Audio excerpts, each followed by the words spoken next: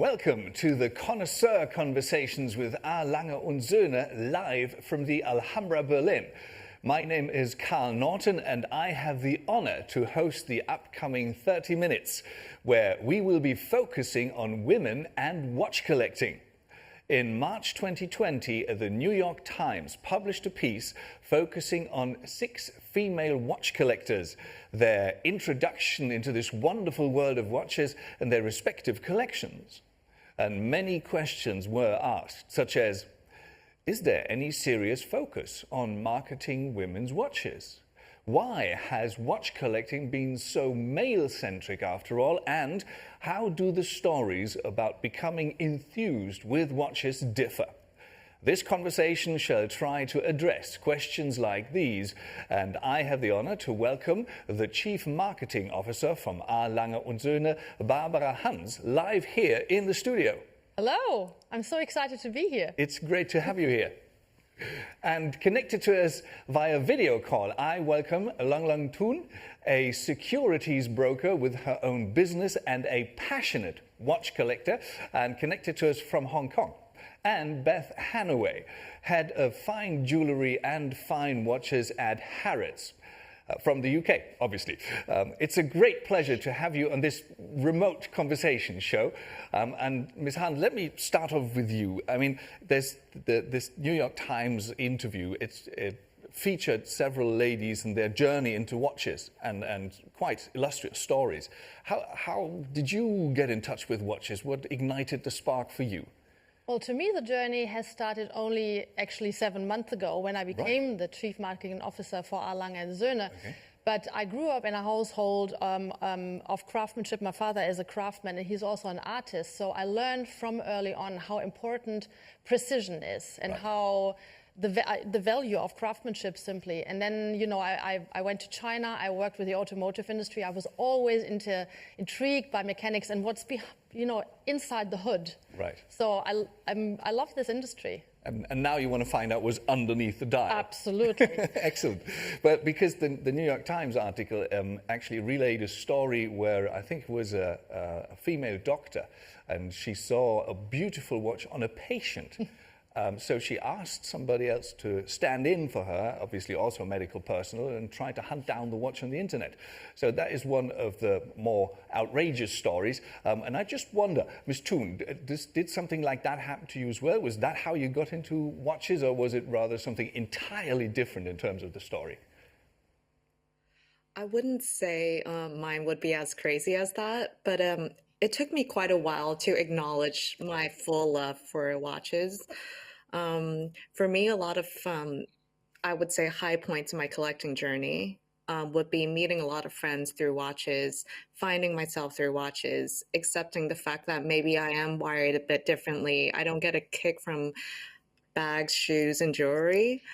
But for me, it simply was just flipping through magazines and reading, just being drawn to the watch articles and thinking to myself at a very young age, this is what I need. Like, I need to buy a watch. I need to buy this watch. And I just remembered it. And then when I finally got my first watch, I felt like I had this full circle moment that I just felt very fulfilled.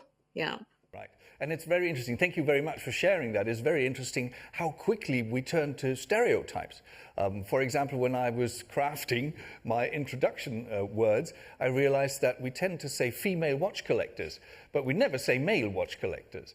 So that's why I left it out intentionally, because we're all watch collectors. And Ms. Hannaway, is that something that you have to deal with when you're inside Harrods? That people ask you, how are you? What do you know about watches? You're the female head of. Well, it's definitely a sort of an interesting position to be in. I think I'm very proud to be in one of the only female heads of watches that certainly that I come across at watch fairs and things.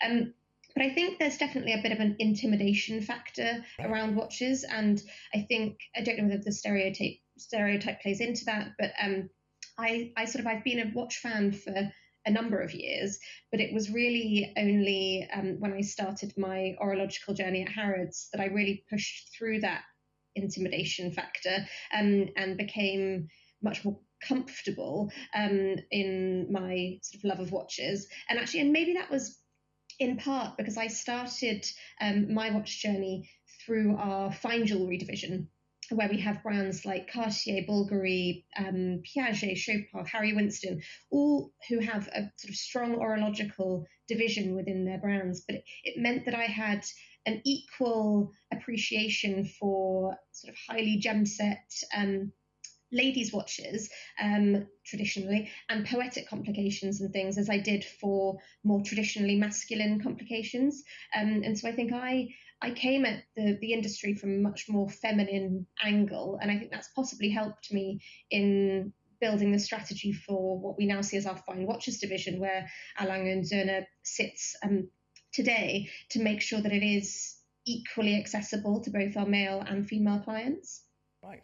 Now, when you rewind the last couple of months, talking to your staff, getting their feedback on how customers behave, would you say that there was still this distinction that ladies go for ladies' watches and gents go for gents' watches, or don't you even have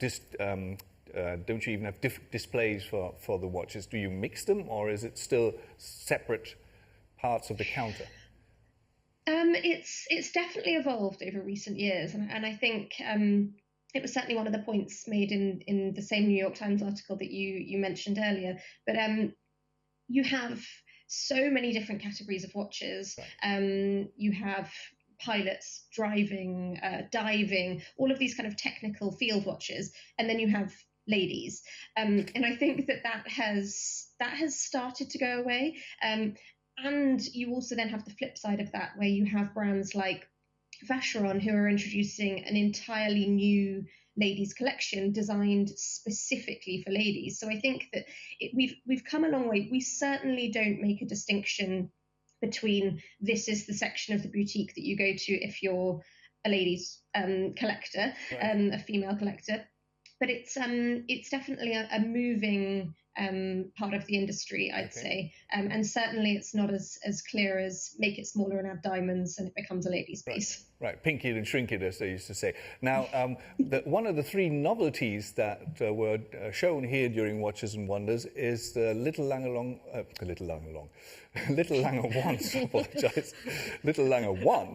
moon phase. Now, whenever it was presented, questions came up, is this a ladies' watch? Where would that sit in your department store, apart from the fact that Lange & Söhne will be shown there or showcased there with their own shop? But up until now, where would that sit? So it would sit within the Lange boutique, but I think that this is one of my favourite novelties actually that's launched this season. I've got a particular affinity to Aventurine, or dark blue gold flux, I think it's called at Lange. But I think that the Little Lange One, and this interpretation doesn't have the diamond, so I think is equally for a small masculine wrist as it is for a feminine wrist. But it would sit alongside our other Little Lange One and Lange One collections within the boutique. And actually, today marks an exceptionally exciting day for us, I must say, partly because the UK is starting to open up for the first time since December. Harrods will be opening our doors today, yes. But super proud to say, and here it is, we are opening a brand new Lange boutique. There's not a single watch on display there, I'm afraid. It must be a work in progress shot. Yes. But I promise as of this morning they'll be full. This is so exciting. It's actually, it's a very special day, Beth and me meeting for the first time, right. And this commemorating the day that the new boutique opens. It's amazing. Okay, and obviously it's important to you to be here in Watches and Wonders, and you cannot be at two places at the same time. True that, yeah. But, the moment that the borders open, I will go to London and have a look at the shop. Can't wait. Right, I guess all of us will travel like mad. But, you know, since we're all more or less confined to the home spaces that we're working, apart from us sitting in this beautiful studio, Ms. Thun, when you look at your collection, like in the morning, deciding which piece to put on, how do you decide what kind of day it is, whether it's a day for a chronograph or a day for an entirely different watch, like the datograph, or I don't know? I like to think of watches kind of like how superheroes put on a costume and it makes you feel a certain way. So, say with the datograph, it's one of those days when I feel like I'm in a very serious mood. I want to get things done. I feel accomplished, and putting that on just gives me that feeling. And another piece I have, the Longomatic Perpetual. I usually use that piece when I do meetings because I feel like there's something about the brand that I truly appreciate, which is that it is somewhat low key. It doesn't make it less interesting, but it's less recognized than other brands sometimes. And I kind of like that. It really fits in with my somewhat introverted personality. And I feel that only when I meet people who know the brand, you have this moment when you look at each other and you're like, you know what's up kind of feeling. So this is what I get whenever I wear this watch. Yeah. Right. So that's my thought process when I change anyways in the mornings. A watch as a superhero costume. That is one of the greatest metaphors I've ever come across so far. And I've come across quite a few in the last 5 days.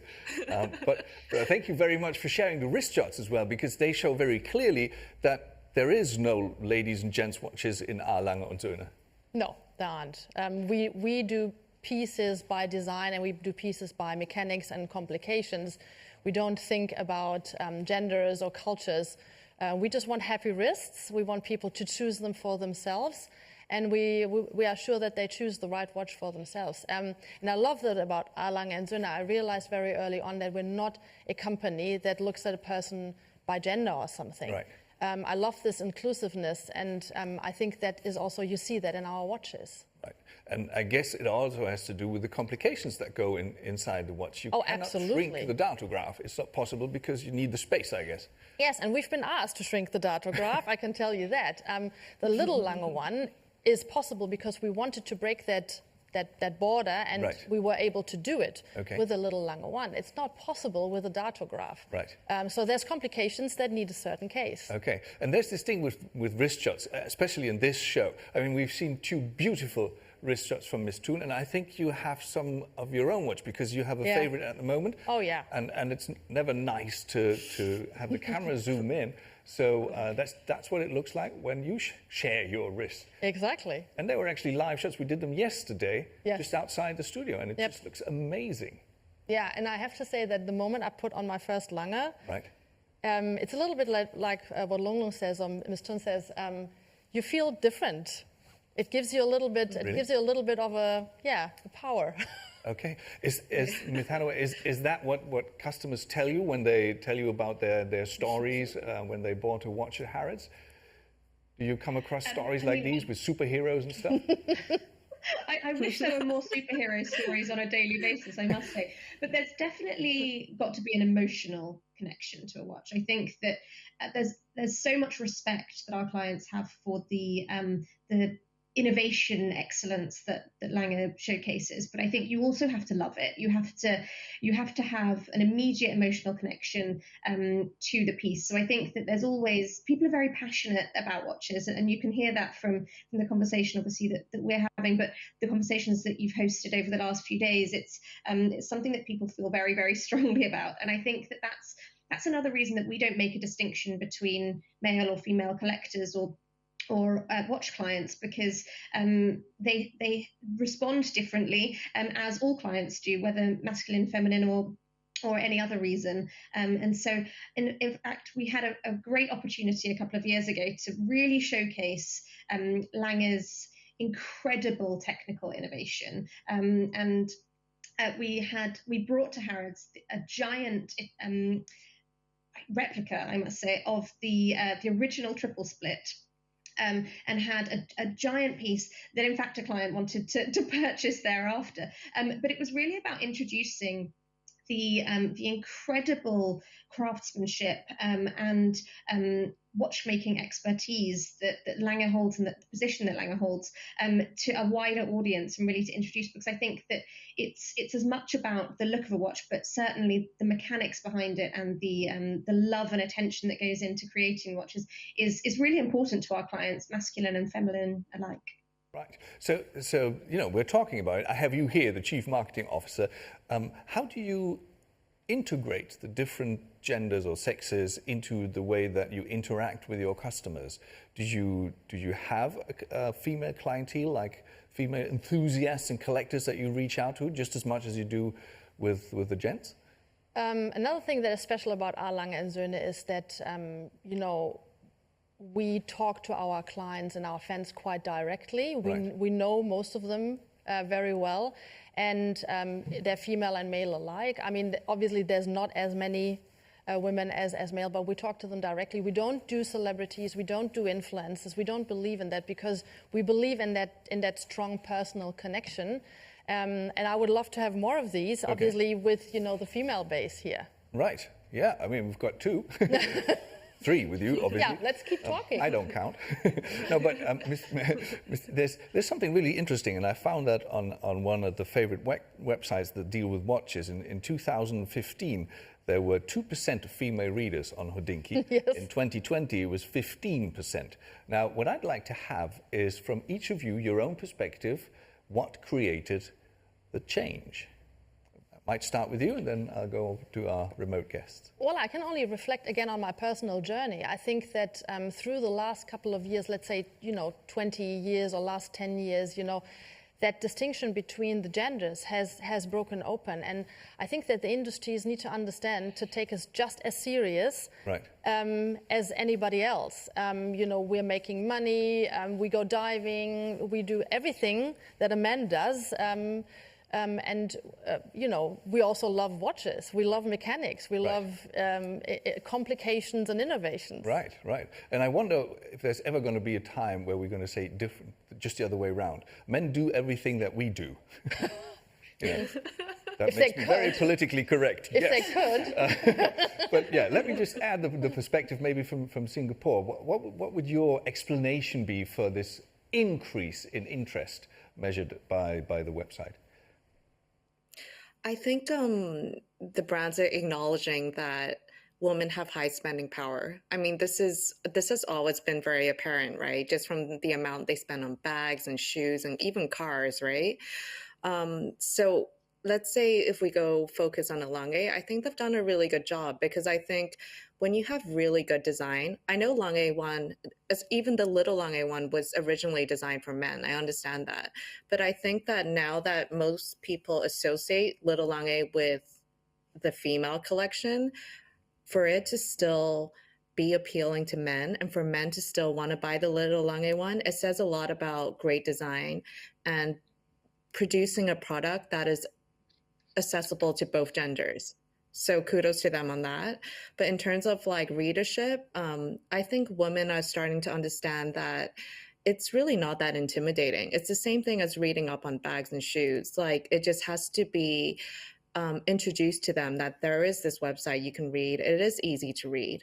So I think getting the information out there takes time, but then women are catching up. Yeah, it's great to see. Exactly. Yeah. It's great to see. Ms. Hannaway, how did you perceive that? I mean, obviously you follow a lot of communication on the internet about jewelries and watches. Yeah, and I'd say, I mean, I agree with Lunglung. It's incredibly a real positive representation of the change of the industry. And I think social media has undoubtedly had a huge part to play in this. It's created a platform, a sort of mainstream platform for people to celebrate their passion, and watches and wrist shots and sort of wristies have become part of our modern vernacular. But I think beyond that, what Ben Clymer and his team at Hodinkee have been able to do is really create this conversational tone that it feels like it's very accessible, as Lunglung says, and they've broken down that intimidation factor, and it feels like a conversation with friends about watches, which is the thing that I love. Whenever I say I work at Harrods, everybody has an opinion, but whenever I say that I'm head of watches and jewelry at Harrods, they immediately want to talk watches. And I think that that's what blogs and websites like Hodinkee have been able to do, and it absolutely appeals to both male and female clients, and I think it's definitely revolutionized the way that we consume watch content and all luxury content. Right, and that is just one part of the communication that goes on in the internet. And I found something on the internet which must be true because it was on said internet. And that is an Instagram picture from that you, I guess, I presume it's your wrist, Miss Thun, and it was hashtag the golden ratio. It was a Lange 1 that you wore in that. Why the hashtag? So I read up, I'm usually someone that I'll take a picture of a watch, I'll go back and do a lot of research into it. And then when I was reading about the Lange 1, I was fascinated by the fact that so much thought actually went into it. I love really complicated dials that logically don't make sense, like shouldn't balance, but for some reason they are just so easy on the eye. Right. So Lange 1's one of them, that everything is a mismatch. It doesn't look like it's supposed to be together, but for some reason, just looking at it, it just works. So I Googled this, I read about this, and I realized like, okay, it makes a lot of sense. There's a lot of design thought and work behind this. Right. I really appreciate that, yeah. And I guess this sentence, it makes a lot of sense. It's the highest compliment you can give to any German at any time. It makes sense. But is that why you create these? Like, for example, this copper blue dial. That doesn't really go with, it makes sense, or? Well, it does. I mean, you know, we always start with the design, and then we look at the complication that needs to go behind, or the mechanism that needs to go behind. But it's really fascinating to see how we do this. And Willem talked about it in one of the talks, that we, you know, that Anthony and his team, Mr. De Haas and his team, they design the outside first, and then they look at, so it needs to make sense. Absolutely right. And it's always about the balance. That is, you know, I have to say that when I first looked, I have the same emotion that Lung Lung had, as looking at it and thinking it doesn't make sense, but at the same time it has so much balance. Right. So it does make sense. It really is attractive. Yeah, it is super attractive. It is very appealing to the eye, as are the three novelties. Now, Ms. Hannaway, you will pass by the shop from a.lange und Söhne at Harrods on a daily basis very soon. And you'll see the novelties as soon as they are shipped out and are on display. Do you have a favorite from the three that are just being presented during Watches and Wonders? No, I'm... Good question. Well, as I mentioned before, the copper blue dial, the Aventurine dial, is definitely a personal favourite. But I think the triple split really represents, I guess, the absolute excellence that Lange & Söhne hold in watchmaking and technicality. It's a complication that's, to my knowledge, never been rivaled, and I can't imagine that it will be at any point soon. But I think it's really that. The synergy of this incredibly complex movement with a really understated elegance that makes it wearable. I think that there's sometimes in watchmaking, the more complicated a watch becomes, the less wearable it becomes, and that's certainly not something that I feel is the case with Lange. And it's really that understated beauty and elegance, and obviously this beautiful blue dial with the rose gold is a really elegant combination. But I think actually when we look at the Lange 1 novelties as well, the use of the solid silver and the solid rose gold dials, I think, is so it's just such a unique look of Lange. And I saw Mr. Schmidt earlier in the week mentioned that if you take away the logo, it's still very clearly a Lange, and I think that certainly across the triple split, that's certainly the case. But as you and as Barbara and Lung mentioned with the Lange 1, that asymmetry that's both unusual and unexpected, but entirely symmetrical in another way, it makes it so clearly Lange. So I think that I can't choose, really. Excellent. And that was a very eloquent and elegant way of saying I can't choose. I love it. Thank you very much. And it shows the passion that is there with everyone that we talked to during the Connoisseur Conversations. Ms. Thun, we saw some shots of the movement while Ms. Hannaway was talking about the triple split. What influences your decision of this, I want to have this watch, more? Is it the dial or the casing or the materials, or is it the movement as well? Do you happen to be intrigued by such complexities as well? So nowadays, when I collect, I'm very disciplined. I'll start with obviously aesthetics. You're talking about the dial. I think at the end of the day, no matter what people say about accuracy and everything, the dial still comes first because that's what you see, right? So firstly, the dial. Secondly, the movement. So when I say movement, I'm actually talking about craftsmanship and the quality of the craftsmanship, because I don't think any amount of marketing can actually cover up when there's bad finishing. Like, good finishing is just good finishing. Anybody can see that. So that's what I get with a.lange. This is primarily the reason why I picked up even the data graph, because I was just so blown away by the case back. But lastly, like I said, with the superhero thing, it's just like when you put it on, it has to make your heart flutter. And it needs to be a design that's timeless, that can last 20 years, and it will really stand the test of time. Just good quality and good design. I really believe that. Right, okay. And it absolutely transpires that I could have had this conversation with anyone who is an enthusiast. So for me, as a part outsider, there doesn't really seem to be a difference. And in order to close that gap even more, what do you think the watch industry should really do so that we don't have female watch collectors and watch collectors? What has to be done? I think they should, first of all, take us seriously. And as I said, any industry should do that. They should be a lot more inclusive. Take women into the conversation, take females into the conversation, like these two very knowledgeable ladies here. And also, speak to them, be just more unisex, and, create maybe different sizes for watches so that there's something for everybody. And I want to say one more thing to the little a.lange one. Interestingly, we have a lot of men that really like that watch in that size. Yeah.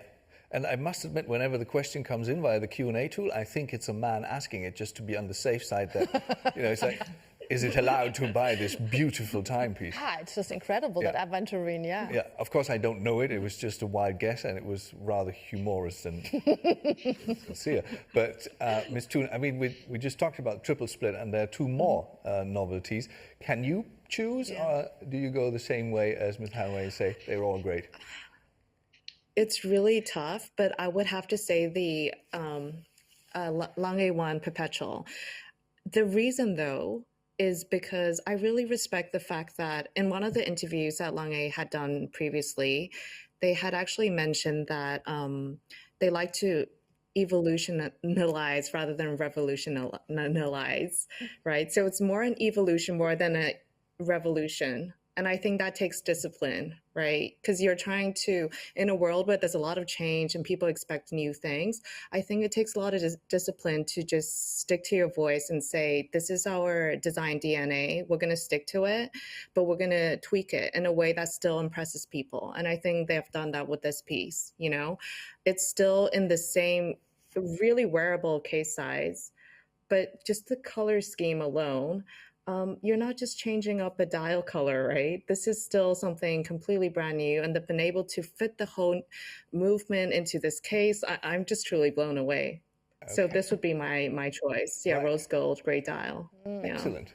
Thank you very much. And that almost makes it superfluous for me to ask the last question, because we're in the last round of questions. But that is, it's a bit like wish list time. If you had a wish that you could address to Ms. Hans here, it could be about watches, it could be about communication of the brand. What would that be if she would come up to you? Let's say nobody would be listening, like there's no YouTube stream, there's no LinkedIn connection, and you're just amongst yourselves. What would you actually ask her to do in a person in a.lange und Söhne? Beth, you want to go first, or? Yeah, sure. I mean, mine will probably be much more of a difficult one, and certainly one that I don't think Barbara has the capacity to do personally necessarily. But I feel like the frustration that we have from clients trying to get hold of a steel Odysseus or a triple split or something, I would say, please up your production and please send them all our way. Nobody ever wished that. I have to talk to Antonita Haas about that. I know the problems in that area, and I don't have an Odysseus myself, so But we'll do our best. And also that became very transparent during this week, because Yes. that obviously is a question, the limitations, Absolutely. the wait list. But there's a good reason, as the Germans say, because you only have so many watchmakers. So Exactly. it's not done to harm people or No. to make them frustrated. It's because it can't be done. Yes. Okay, but good point. Okay, so we'll go on the hunt for some more watchmakers in Eastern Germany for you. Ms. Thun, what would you like to? What's your wish list item number one? Okay, so if the cameras were off, this is just me and Barbara. I would love to go to the factory. I would love to work at the factory. You know what? I wanted just to say, when we can travel again, you have to come, because we do many factory Definitely, visits, and yeah. you know, you two are on top of my list, definitely. Yes. Yeah. That was almost too And easy. of course, yeah, but if I had to ask for a piece, it will be those historical pieces that stopped production ages ago. Yeah. Okay, so thank you very much for that. And now that you've got invited, you've achieved everything. And we'll be looking for watchmakers or training them, which you obviously do. I mean, it's Yes. not like you sit there and say, well, you know, tough shit. Excuse my English. But for now, I'd say thank you very much to the two of you for sharing your enthusiasm and showing that there is no difference between watch collectors, whatever gender they have. And thank you very much to you for being here live in the studio. It was Thank great. you, and thank you to you too. Very nice Thank you to very see much you. for having me. See you soon in Glashütte. Thank you. Yes. Bye. Thank you. Bye.